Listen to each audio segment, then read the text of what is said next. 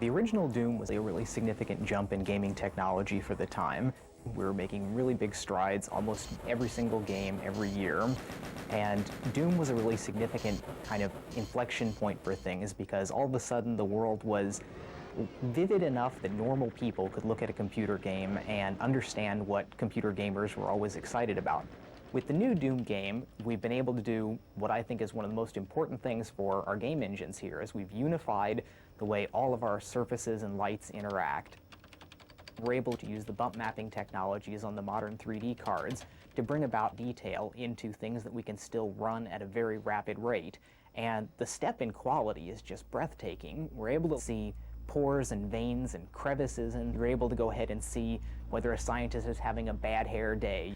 Now, most of the time you don't get to see this much detail when you're just gunning down enemies, but occasionally something will happen. You'll turn around and there's a monster right there in your face. You see the slime dripping out of its mouth and blood coming off of it, and it's really taking it to a new level.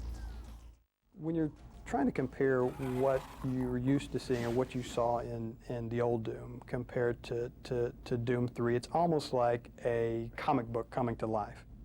In Doom 3, we're able to create hyper-realistic environments, things that you really would only see before in a movie.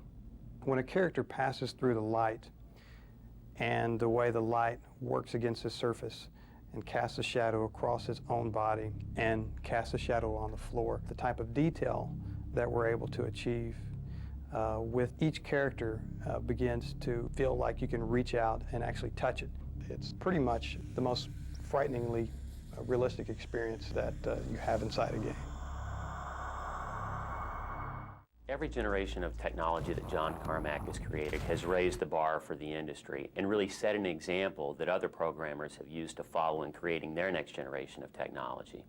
Doom 3 is going to be the exact same thing. It looks awesome, and the universe that we've created is nothing short of just mind-boggling. We are going to redefine what people expect to see in a PC game experience and provide them something that they haven't had an opportunity to experience before. As an animator from a film background, I was always taught to try to get inside the characters and kind of get a feel for what they're thinking. And with the new Doom, I felt that I've been able to be a lot more creative here because I get to basically come up with how the characters move and, you know, what the cinematics are and what the demons are doing, what the zombies are doing. So it's very cool. People probably won't understand the amount of detail that is in the world and what goes into creating those details. All the textures are actually models. They're not just painted anymore. Everything is modeled very detailed, very high res. And then we'll build the lower res off of that, and with the new John Carmack magic, it adds all the details back in. We're getting to the point where people really enjoy having that ability to create cinematics that, you know, are basically film quality. In the original Doom, we had a lot of limitations when we were working with the maps. The player couldn't jump. We weren't able to have a room above another room. It was all very simple. The level making experience in Doom 3 is much more complicated than any other title that we've done in the past. As technology's improved, we've had fewer and fewer limitations. And now, with Doom 3, we have the ability to create anything that we want.